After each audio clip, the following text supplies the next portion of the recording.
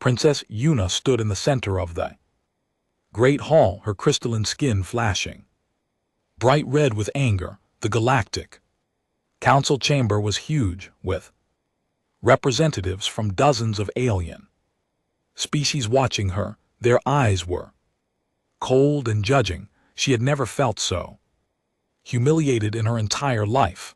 The charges against her were serious. She had ruined the peace talks with 3 smaller species. Her pride and belief that her people were better than everyone else had caused the negotiations to fail. Now war threatened to break out across the sector, and it was all her fault. Yuna's people, the Vtherns, were one of the most advanced races in the galaxy. Their skin was made of living crystal that changed colors with their emotions. They could read minds and had technology that other species could only dream of. For thousands of years they had looked down on other races as inferior beings. Princess Yuna of the Valerian Empire spoke the council leader, his voice echoing through the chamber. You have been found guilty of sabotaging diplomatic relations and endangering galactic peace. Your actions nearly started a war that would have cost millions of lives.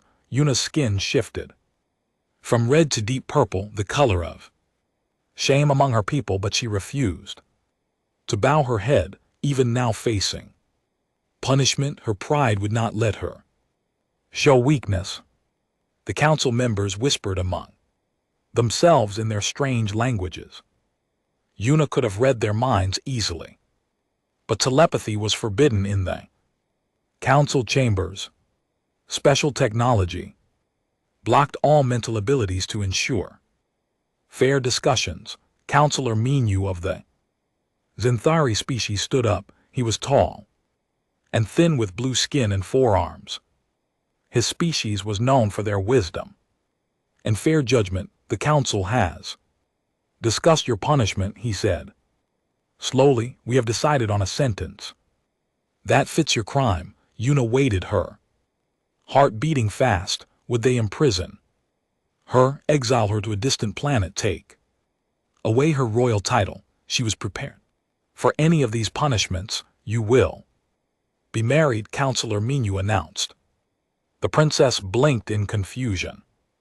Marriage was not unusual as a diplomatic tool. Many royal weddings had been arranged to create alliances between species. Perhaps they wanted her to marry someone from one of the species she had offended. You will marry a human, the counselor continued. The entire chamber fell silent. Yuna's skin went completely white with shock. Humans, the primitive species from the small planet called Earth, the beings who had barely discovered space travel. That is impossible, Yuna said, her voice shaking. Humans are barely intelligent. They have no telepathy, no advanced technology. They are violent and crude. You cannot seriously expect a Vtheran princess to marry one of those creatures. Counselor Minyu's expression did not change. That is exactly why this punishment is appropriate. Your arrogance and belief in Vtheran superiority caused this crisis. Living among humans will teach you humility.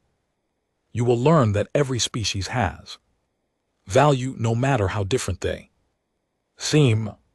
Other council members nodded in agreement. Yuna looked around, desperately hoping to find some support, but every face showed the same determination. They had made their decision. The human you will marry is named G1, the counselor explained. He volunteered for our interspecies cultural exchange program. He is intelligent and speaks several galactic languages. The marriage will last for 1 galactic year. During this time you will live on Earth and learn human customs. Yuna's skin cycled through several colors as different emotions fought inside her. red anger purple, shame blue fear, and finally settling on gray despair. This was worse than death among her people. Being forced to mate with a lower species was the ultimate disgrace. Her family would be humiliated. Her future as a leader was destroyed. I refuse, she said firmly. I will not marry a primitive human. I demand a different punishment. The decision is final, Counselor Minu replied. Guards will escort you to Earth tomorrow. Your new husband is waiting to meet you. As the guards moved forward, Yuna's mind raced. There had to be a way out of this. Maybe she could escape during the journey. Maybe she could convince this human Jiwan to refuse the marriage. Maybe her father would send the Valerian fleet to rescue her, but deep down she knew none of these things would happen. The Galactic Council's word was law. Her father would not risk war with the entire galaxy to save her from embarrassment. She was trapped. The guards were gentle but firm as they led her from the chamber. As they walked through the corridors of the council station, Yuna's thoughts turned dark. The humans would pay for this humiliation. She would make their lives miserable during her year of exile. She would show them exactly what she thought of their inferior species. In her quarters that night, Yuna looked out at the stars and made a promise to herself. She would survive this punishment, but she would never forgive those who had forced it upon her. When she returned to her people, she would make sure that humans learned their place in the galaxy. The next morning, guards escorted her to a transport ship. It was not a Vthurian vessel, but a neutral council ship designed for interspecies travel. The captain was a friendly Ilarian who tried to make conversation, but Yuna ignored him. She spent the 3-day journey to Earth in her cabin, refusing to eat or speak to anyone. On the final day, the captain announced they were approaching Earth. Yuna looked out the porthole at the small blue and green planet. It looked primitive compared to the crystal cities of her home world or the massive space stations of other advanced species. This would be her prison for the next year. As the ship entered Earth's atmosphere, Yuna saw cities below. They were made of simple materials like metal and glass instead of the living crystal her people used. The technology looked crude and basic. Roads filled with ground vehicles instead of proper flying cars. This was truly a backward world. The ship landed at what the captain called a spaceport.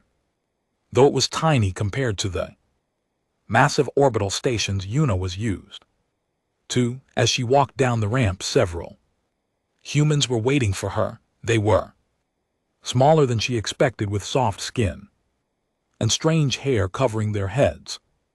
One of them stepped forward. He was tall for a human, with dark hair and intelligent eyes. He wore simple clothing that looked comfortable rather than elegant. When he spoke, his words were in perfect Vthurian. "Princess Yuna," he said with a slight bow.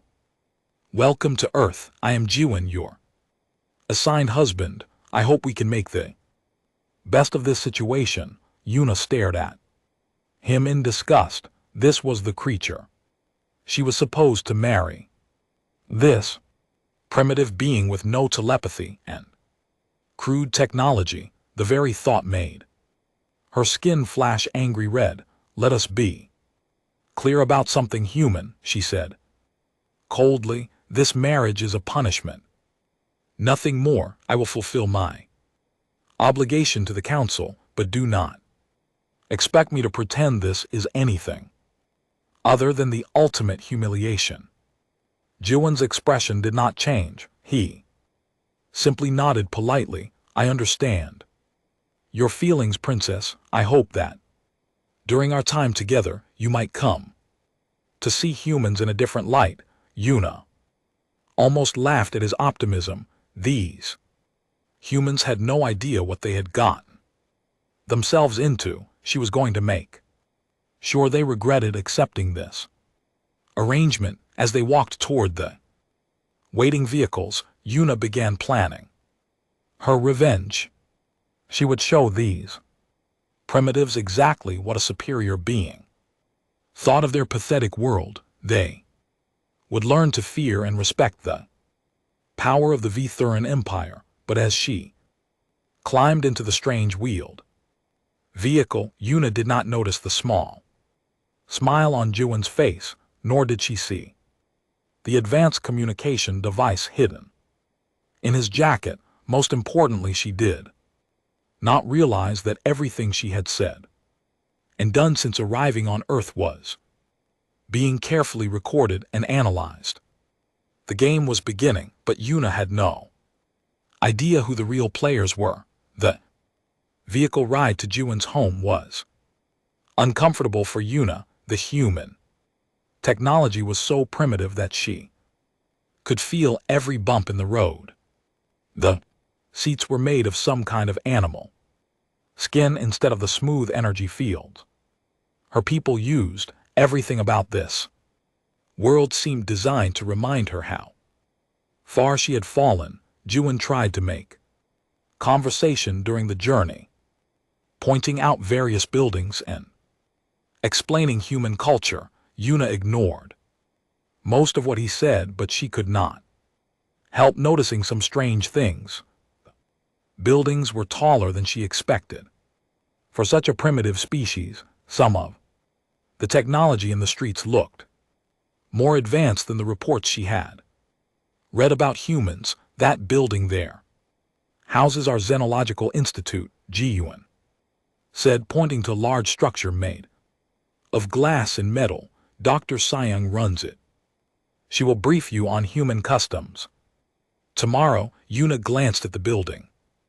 It was much larger than necessary for studying other species, especially for a race that had supposedly just discovered space travel. But she pushed the thought aside. These humans probably built things bigger than they needed because they lacked proper planning skills. When they arrived at Jiwon's house, Yuna was surprised again. She had expected a crude dwelling made of wood or stone. Instead, she found a comfortable home with running water, electricity, and even some basic computer systems. It was still primitive by Varian standards, but not as backward as she had imagined. This is your room, Jiwon said, showing her to a spacious bedroom. I hope you will be comfortable here. If you need anything changed, please let me know. Yuna looked around the room with disgust. The bed was a simple mattress.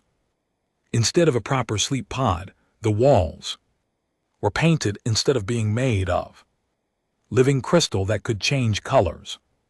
There was a window that could not even filter different types of light automatically. This will have to do, she said coldly. When do we perform this marriage ceremony? We are already married according to Galactic Council law, Jiwon replied, but if you wish, we can have a human ceremony as well.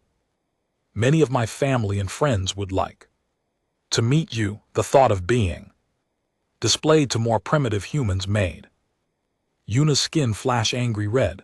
That will not be necessary. I have no interest in meeting your people. Jiwon nodded politely. As you wish, princess. Dinner will be ready in an hour if you would like to join me.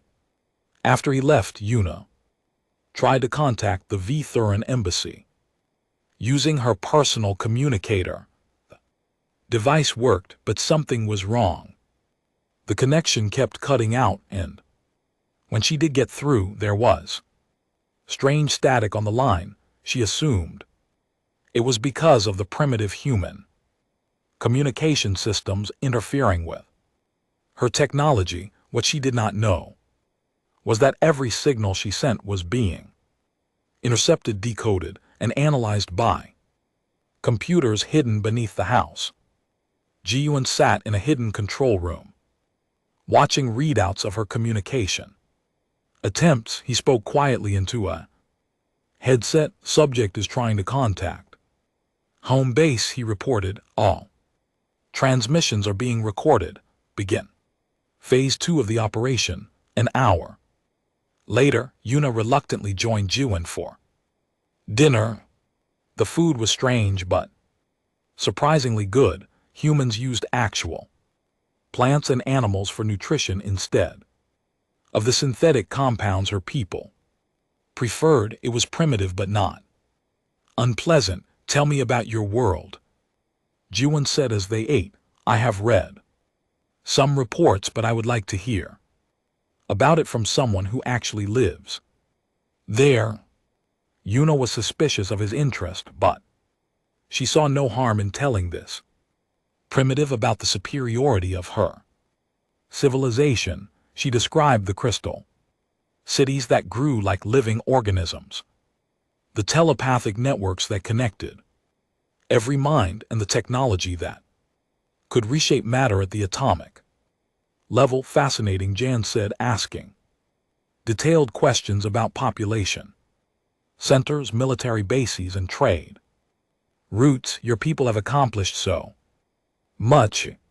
It must be difficult being away from such an advanced society. Yuna found herself talking more than she intended. Ji-Yuan was a good listener, and it felt good to remind herself of home. She did not notice how carefully he guided the conversation or how his innocent questions were gathering detailed intelligence about Thurin. Weaknesses. What about your people? Yuna asked, eventually more out of politeness than real interest. What has humanity accomplished? Ji-Yuan smiled. We are still young as a space-faring species. Most of our achievements are in understanding our own world. We have learned much about survival, adaptation, and working together in difficult situations. How boring, Yuna thought to herself. These humans had no real culture or achievements worth mentioning. The next morning, Ji-Yuan took her to meet Dr. Siang at the Xenological Institute. The doctor was a middle-aged human woman with kind eyes and an impressive knowledge of alien cultures. She spoke Thurin almost as well as Ji-Yuan did. Welcome to Earth, Princess, Dr. Su Yang said warmly. I hope we can make your stay here educational. Yuna was polite but distant as the doctor explained human customs and social rules. Most of it seemed unnecessarily complicated. Humans had so many different cultures and languages, unlike the unified Thurin society. Why do your people not simply adopt one superior culture? Yuna asked. It would be much more efficient. Dr. Siang smiled. Diversity makes us stronger. Each culture has developed different solutions to life's challenges. When we combine these approaches, we become more adaptable. Adaptable to what? Yuna wondered. Humans lived on a safe, peaceful world. What challenges could they possibly face that required such complicated social structures? During the tour of the facility, Yuna noticed more strange things. The security was much tighter than necessary for a simple research institute. Guards carried weapons she did not recognize. Some of the laboratories were sealed behind doors that looked more advanced than anything else she had seen on Earth. What is behind those doors? She asked Tahong, the security chief who was escorting them. Storage areas, he replied simply. Nothing that would interest you. But Yuna caught something in his tone that made her suspicious. She tried to probe his mind, telepathically, but something stopped her. It was not the technological blocking used in the council chambers. This was different, as if his mind was naturally shielded. That evening at dinner, Yuna decided to test Juwon's knowledge. She began asking him questions about galactic politics, expecting him to know very little about events beyond his primitive world.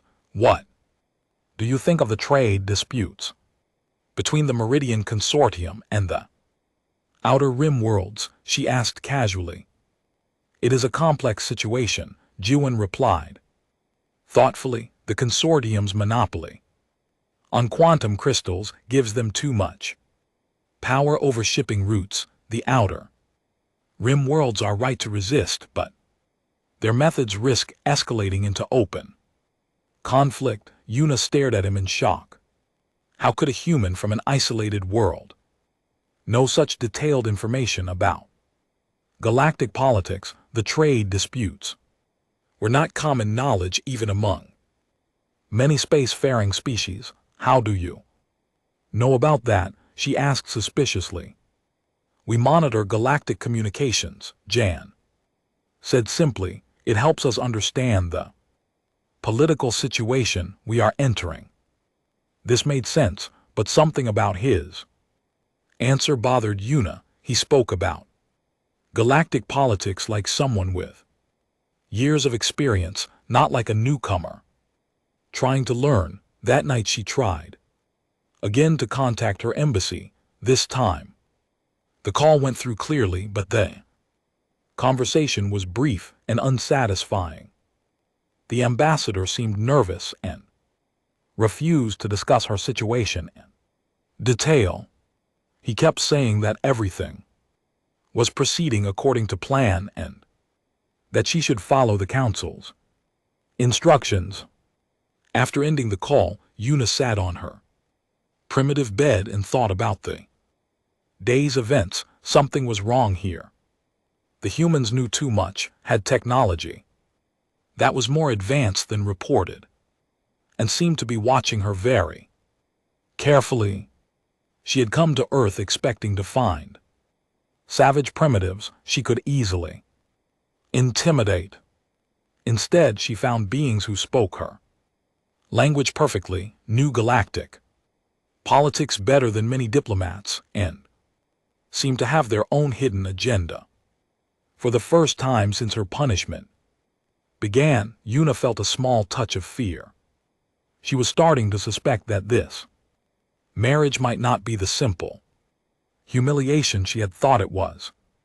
There were too many coincidences, too many things that did not add up. As she lay in the darkness listening to the strange sounds of the human city outside her window, Yuna began to wonder if she was really the one being punished, or if she was serving some other purpose she did not yet understand. In the room below, Jan sat at his computer typing a detailed report of the day's conversations. The intelligence he had gathered would be valuable for understanding Altheran society and technology. Phase 2 of the operation was proceeding perfectly. He glanced at the security monitor showing Yuna's room. The alien princess was finally beginning to ask the right questions.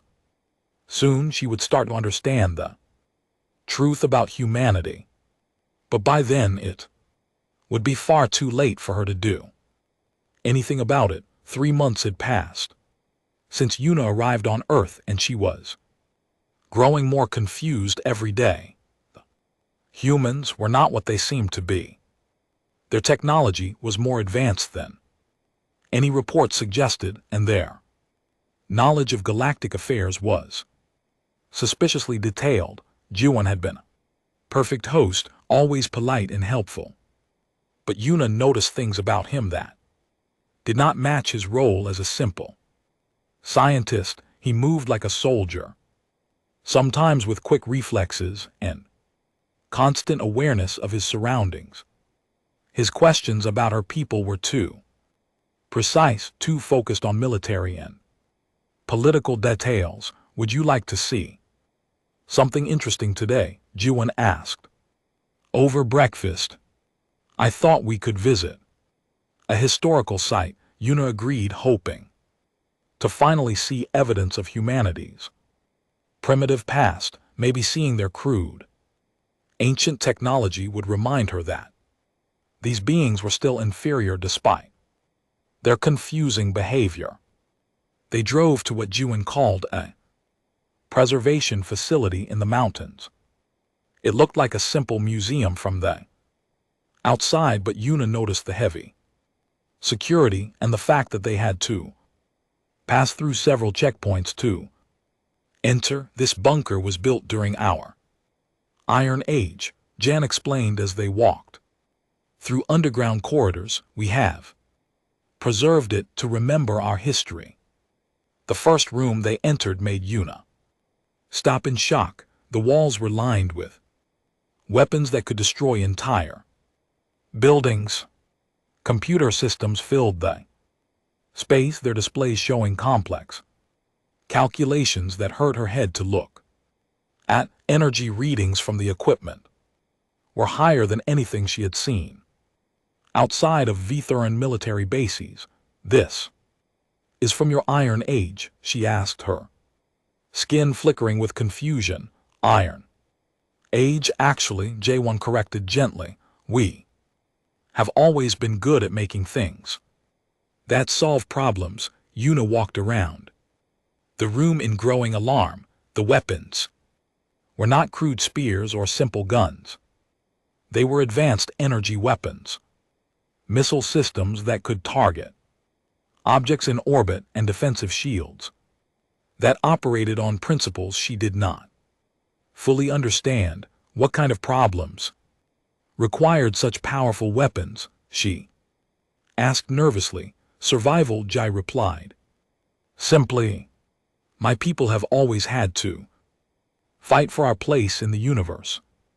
The next room was even more disturbing.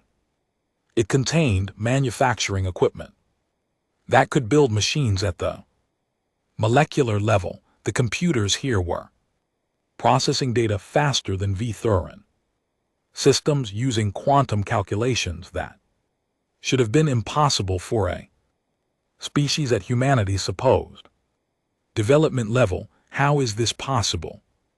Yuna demanded. Your people are supposed to be primitive. You just discovered space travel a few decades ago. Ji-Yuan looked at her with an expression she could not read. Princess, who told you that humans just discovered space travel? Before she could answer, he led her to another section of the facility. Here she met more of his family.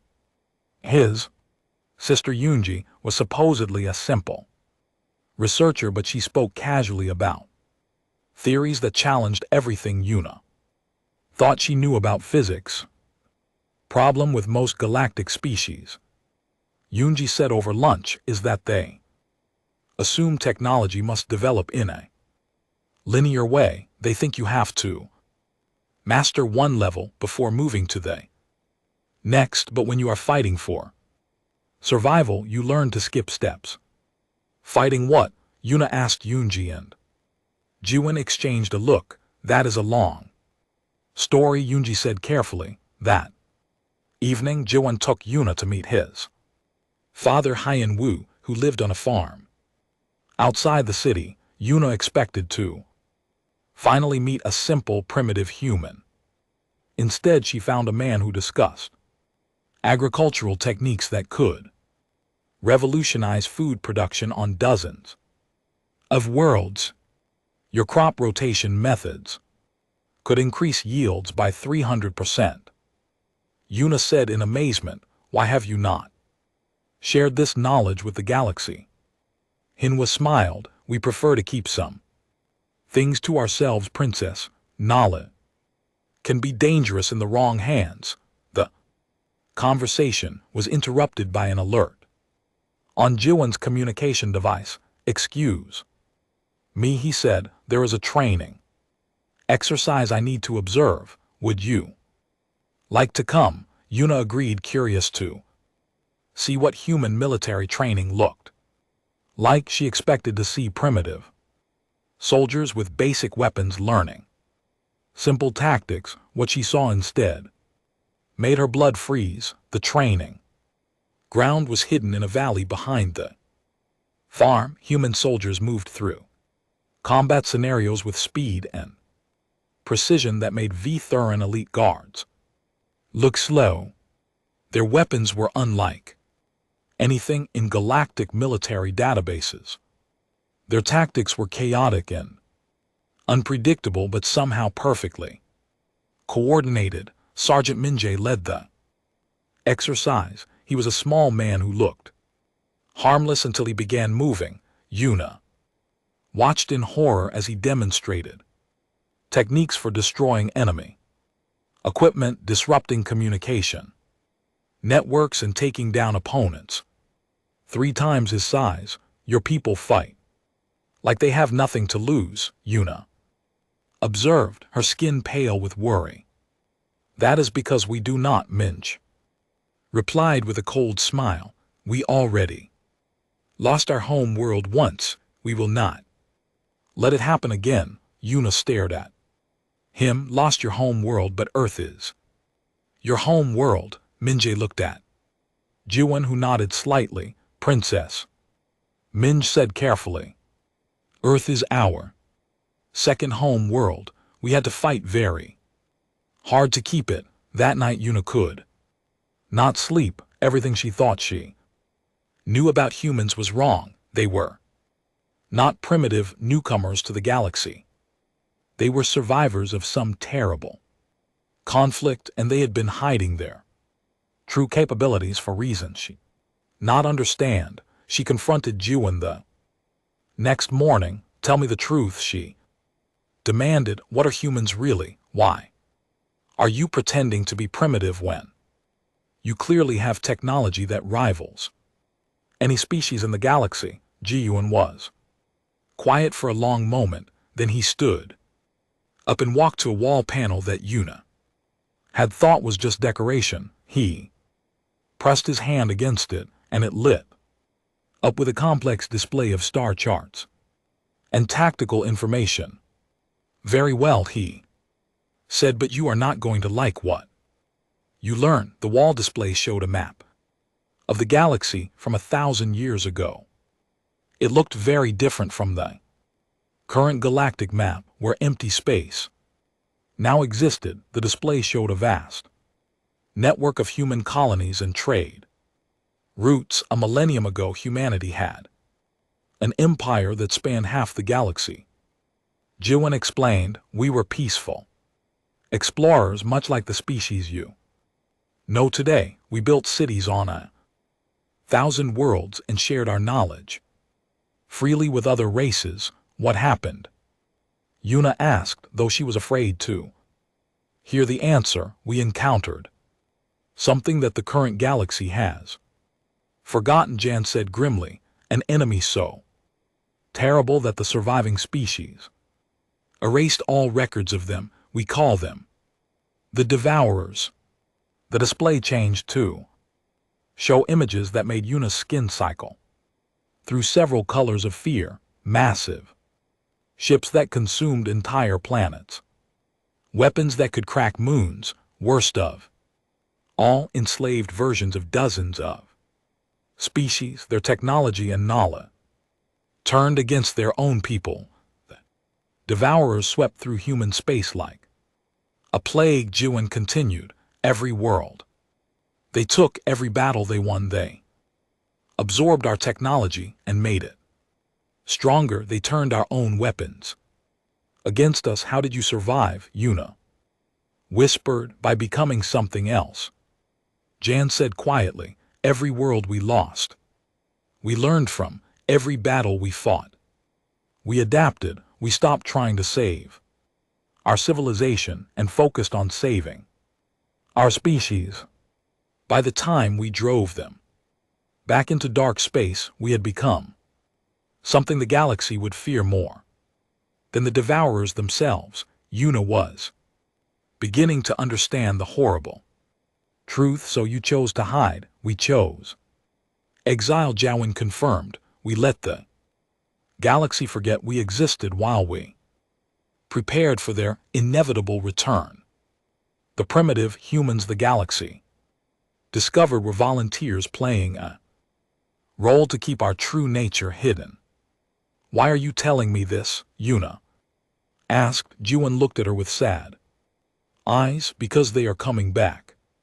Princess, our long-range sensors detected Devourer scout ships at the galaxy's rim 3 months ago, the same day you arrived on Earth. Yuna's skin went completely white. 3 months ago. That means your marriage was not a punishment, Jiwen said gently.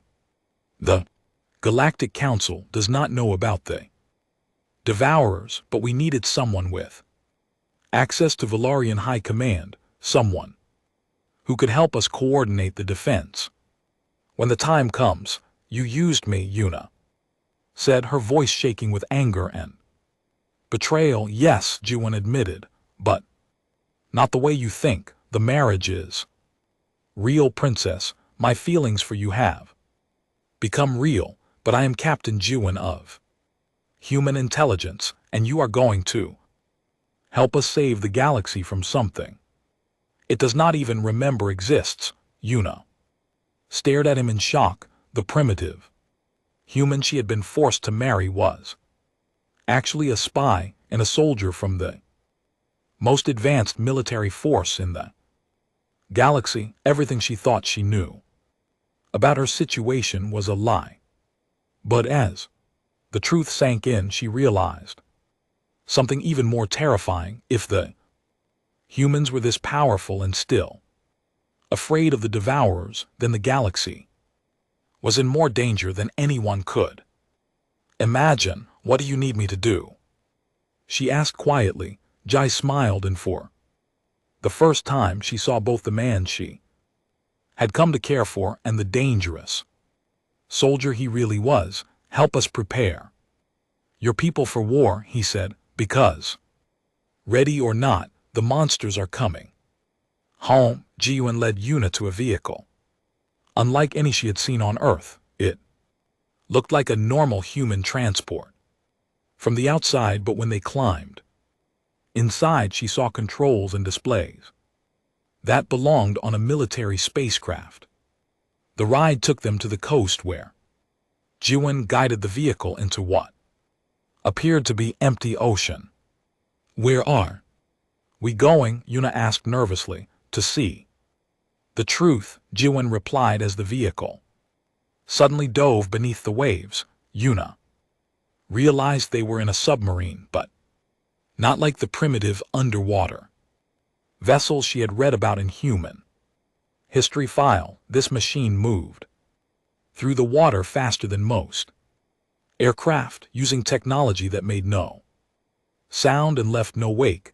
After 20 minutes of traveling through the dark ocean depths, they approached a structure that made Yuna gasp in amazement.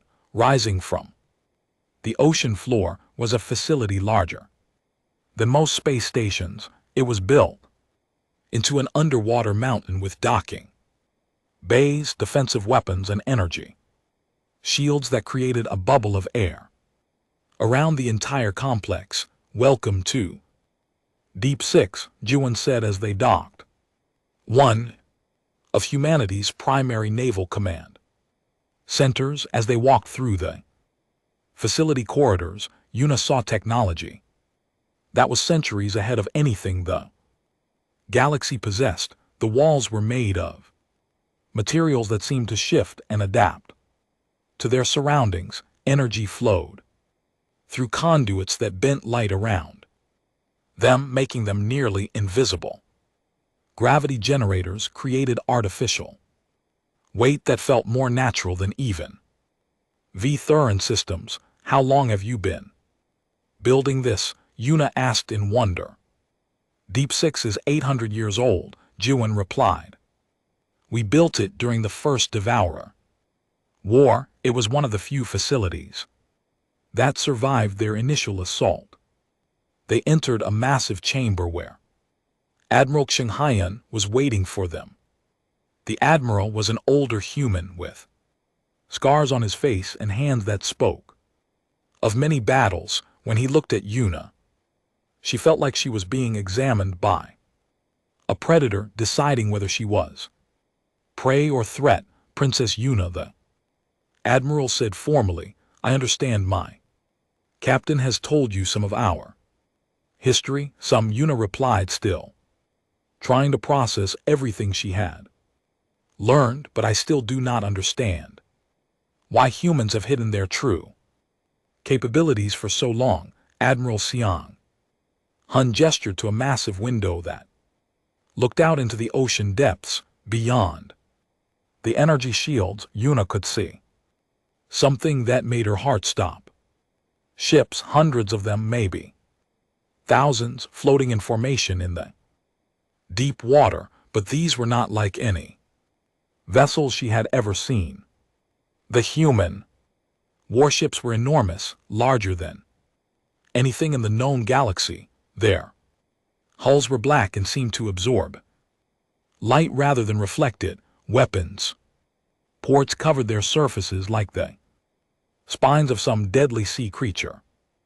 Energy readings from the fleet made Yuna's detection equipment overload and shut down automatically. This is just one of our underwater fleets, Admiral Sun explained calmly. We have similar installations in space, hidden in asteroid fields and dark nebula. Throughout the galaxy, humanity has been preparing for the Devourer's return for 1,000 years. Why show me this? Yuna asked weakly. Why reveal such secrets to an alien? Because, said a new voice, the Devourers are no longer coming. They are here. Yuna turned to see Dr. Hunan, a woman in a white coat, who radiated the kind of intelligence that made even Varian scholars look simple. She was carrying a data pad that showed sensor readings from the galaxy's outer rim. Our deep space monitoring stations detected the first Devourer ships 3 days ago. Dr. Hun continued. They are not scouts anymore. This is a full invasion fleet, and it is larger than anything we faced in the first war. The data pad's display made Yuna's skin cycle through every color of fear. Her people possessed the Devourer fleet contained millions of ships. Some were as large as moons. The technology reading showed weapons that could destroy entire star systems and defensive systems that seemed almost magical in their capabilities. How is this possible? Yuna whispered.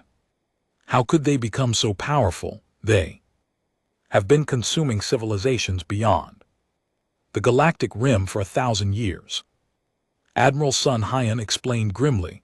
Every species they conquered, every piece of technology they absorbed has made them stronger. They have had a millennium to prepare for their return to this galaxy. Dr. Hun activated a 3-dimensional display that showed the galaxy with red markers indicating Devourer positions. The enemy ships were approaching from multiple directions in a pattern designed to surround and trap the inhabited systems. They will reach the outer colonies in 6 months, Dr. Hyjin said. The core worlds will fall within 2 years unless we act immediately. What about the Galactic Council? Yuna asked desperately. Surely they can mount some defense. Admiral Zheng Haiyan laughed, but it was not a pleasant sound. Princess, the current galactic civilization has never fought a real war. Their ships are designed for exploration and trade, not combat. Their weapons are meant for mining asteroids and clearing debris, not destroying enemy fleets. Galactic Council's entire military could not stop a single Devourer battleship. Then we are all doomed, Yuna said, her voice hollow with despair. Not all of Us, Juan said quietly, humanity. Survived the first war, we can survive the second one, but this time we are not. Running, Admiral Sun Hyan activated. Another display, this one showing human military assets throughout the galaxy. Hidden bases appeared on hundreds of worlds, secret shipyards and asteroid belts, weapons platforms disguised as space debris, monitoring stations that had been watching every major species. For centuries, for 1,000 years, we have been studying every species in the galaxy, the Admiral explained. We know their strengths, their weaknesses, their military capabilities, and their political structures. We have been preparing for the day when we would need to coordinate a galactic defense. You have been spying on everyone, Yuna realized. Yes, Admiral Sunyan admitted, without shame, because we learned in the First War that good intentions and noble ideals are not enough against an enemy. Like the Devourers, victory requires information, preparation, and the willingness to do whatever is necessary to survive. Dr. Hun brought up new displays showing detailed intelligence on every major species, military strengths, political weaknesses, trade routes, communication networks, and defensive capabilities. The humans knew more about the galaxy than the Galactic Council itself. Your people, the Vithurians, have the strongest psychic abilities in the galaxy, Dr. Hun said to Yuna. Telepathic networks could be crucial for coordinating resistance efforts, but your military doctrine is designed for fighting other civilized species, not monsters that consume everything in their path. What about my marriage to Juan? Yuna asked. Was any of it real? Juan looked at her with genuine emotion in his eyes. The mission was real, princess. We needed access to Vithuran leadership, but my feelings for you became real. Everything we shared together was real, even if the circumstances were arranged. You used me, Yuna said, but without the anger she had felt before. Now she understood the terrible situation they all faced. Yes, Juan admitted, but not the way you think. We needed you to see what we really are. We needed you to understand the threat. Most importantly, we needed you to choose what? Admiral Sun stepped forward. Princess Yuna, you are now one of only a dozen beings in the galaxy who knows the truth about both the Devourers and humanity. You can return to your people and tell them what you have learned. You can help us prepare them for what is coming, or you can try to warn the galaxy that humans are not what they seem. Why would you give me that choice? Yuna asked suspiciously.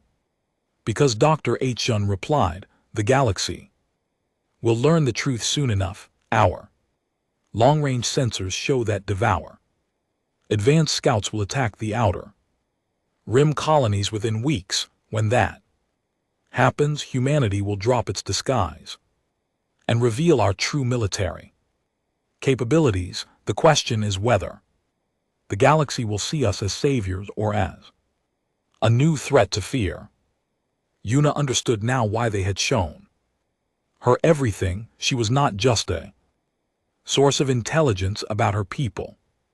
She was going to be humanity's first ambassador to the galaxy when the truth came out. If I help you, she said slowly, what guarantee do I have that humans will not simply become the new rulers of the galaxy after the Devourers are defeated? Admiral Sunyan smiled grimly. Princess, after you see what the Devourers are capable of, you will understand that there might not be a galaxy left to rule. He activated one final display showing images from the First Devourer War, Una watched in horror as entire worlds were consumed.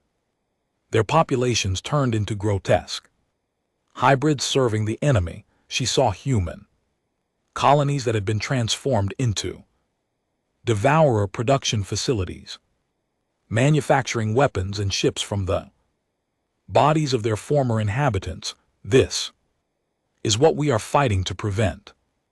Admiral Sheng Haiyan said quietly, this is why we have spent 1,000 years preparing not to conquer the galaxy, but to save it from something far worse than any tyranny we could imagine.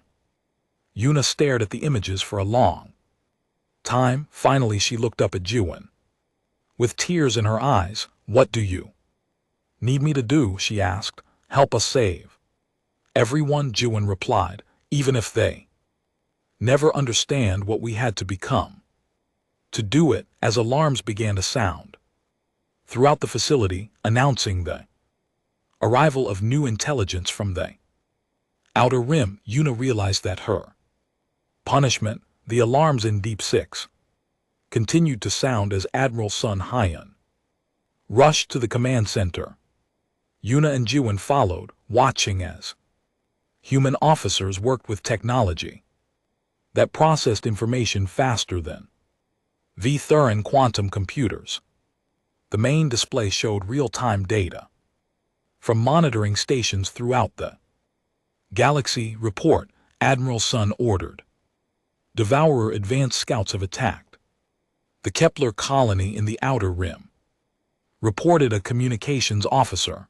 The colony is gone, 6 million inhabitants. No survivors, no distress calls.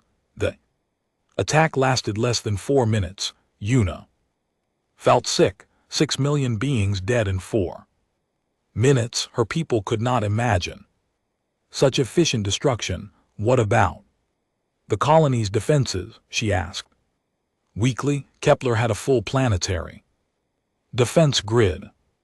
Dr. Hun replied, studying the tactical displays, shield generators, orbital weapons platforms, and a fleet of 300 ships. The Devourers destroyed everything before the colony could even send a distress signal. The main display shifted to show the last images transmitted from Kepler colony. Una watched in horror as massive black ships appeared in the system and began methodically destroying everything in their path. The weapons they used turned solid matter into energy and absorbed it into their hulls. It was not just destruction, it was consumption. How many more colonies are in their path? Admiral Sheng Haiyan asked. 17 Outer Rim systems with populations over 1 million. The tactical officer replied, if they maintain their current pace, all will be consumed within 6 weeks.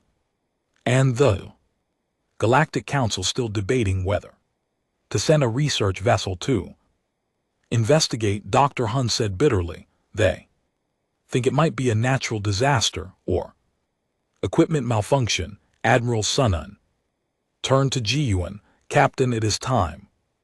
Begin Operation Revelation. Jiwen nodded grimly. All units, this is command.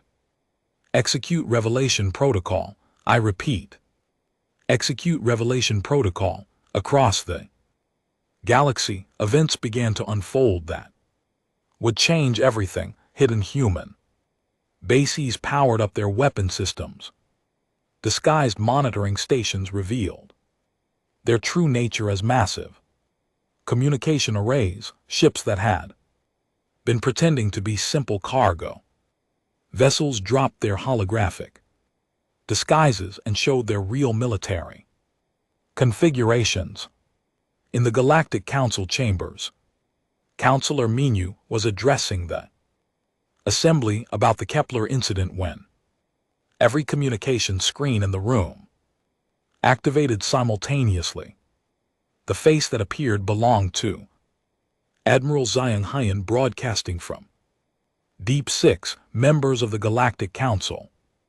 The Admiral said formally, I am Admiral Sun Hyan of the Human Defense Force, I'm speaking to you now because your galaxy is under attack by an enemy you have forgotten, but we have not. The council chamber erupted in confusion. How could a primitive human be broadcasting into their secure facility? And what was this about an enemy they had forgotten? Above your capital world, Admiral Sheng Hyan continued, you will now see proof of what humanity really is. On every world in the galaxy, people looked up at their skies in amazement and terror. Massive human warships were decloaking in orbit around every major planet. The vessels were larger than anything in the known galaxy, bristling with weapons that made galactic military technology look like children's toys. The human fleet around the council capital alone contained over 1,000 ships. Each one was capable of destroying entire planetary defense grid. Single-handedly, the technology they displayed was so advanced that most species could not even understand how it worked. For 1,000 years, Admiral Shun Hun and LT Unk and GT's broadcast continued. Humanity has been hiding among you, watching and waiting for the return of an ancient enemy. That enemy has now returned. The destruction of Kepler colony was carried out by forces called the Devourers, beings that consume entire civilizations and use their technology to become stronger. In the council chamber, panic was spreading. Representatives from dozens of species were shouting questions and demands. Some were calling for military action against the human fleet. Others were demanding explanations. Counselor Minyu, his forearm shaking with shock, managed to speak over the chaos. Human Admiral, you will explain this deception immediately. How dare you spy on the galactic community? Because Admiral Sun Hun replied calmly, we learned in the First Devourer War that good intentions and noble ideals are not enough to survive against an enemy that views all other life as food. The broadcast shifted to show tactical displays of the approaching Devourer fleet. The numbers were staggering. Millions of ships, weapons that could crack planets, and technology that defied understanding. Worse still were the images of enslaved species serving the Devourers, their own people turned into grotesque hybrids designed for war. Your current military forces, Admiral Sunyan continued, would not stop a single Devourer scout ship. The enemy approaching this galaxy has consumed 1,000 civilizations beyond the rim. They have had a millennium to grow stronger while you enjoyed peace. General Dong Huk appeared on the broadcast, standing before a massive display showing human military assets throughout the galaxy, hidden bases on hundreds of worlds, secret shipyards producing vessels of unimaginable power, weapons platforms disguised as asteroids, and space debris. Humanity offers the galaxy a choice. General Dong Huk announced, accept our protection and coordinate your defenses under human command, or face the Devourers alone. With your inadequate forces, the reaction was immediate and predictable. Some species demanded that humanity withdraw their fleets and submit to galactic authority. Others called for immediate attack on human positions. And few wiser representatives asked for more information about the Devourer threat. It was then that Princess Yuna made her decision. Counselor Minyu, she said, activating her personal communicator to join the broadcast. This is Princess Yuna of the Vithuran Empire. I am currently on Earth as part of a cultural Exchange program, I can confirm. Everything the humans have told you. The council chamber fell silent. Yuna's testimony carried enormous weight as both a member of one of the most advanced species and someone who had been living among humans. I have seen their true capabilities. Yuna continued, her skin shifting to the gold color that indicated absolute truthfulness among her people. I have seen their preparations and their evidence of the coming threat. Humanity has spent 1,000 years preparing to fight an enemy that we have forgotten existed, Princess Counselor Minyu said. Desperately, surely you cannot support this deception. I support survival, Yuna replied firmly. The Devourers destroyed human civilization once before. Humanity survived by becoming something the galaxy would fear. Now they offer to use that terrible strength to protect us. All to prove her point. Yuna shared her telepathic connection with the council broadcast, allowing every viewer to experience her memories of human technology and the evidence of the Devourer threat. The psychic sharing showed the truth more clearly than any words could express. The galaxy's reaction was swift and terrifying. On some worlds, riots broke out as populations learned they had been living under the watch of a hidden military power. Others demanded their governments surrender immediately to human protection. Military leaders frantically tried to develop strategies to fight beings whose technology was centuries more advanced than their own, but the debate ended abruptly when the second Devourer attack began. The altar system, home to 12 billion beings, was consumed in 18 minutes. This time the galactic communication networks carried live broadcasts of the destruction. The galaxy watched in horror as Devourer ships turned an entire star system into raw material for their war machine. Enemy is 6 months away from core galactic systems, Admiral Sunyun announced to the stunned council. You have that long to decide whether you want our help or prefer to face extinction with your pride intact. Over the following days, the galaxies governments made their choices. Some species, led by the Vithurians, agreed to coordinate their defenses with humanity. Others attempted to build their own alliances to resist both the Devourers and human control. A few foolish governments actually tried to attack human positions, learning quickly why this was a mistake. Yuna found herself in an impossible position.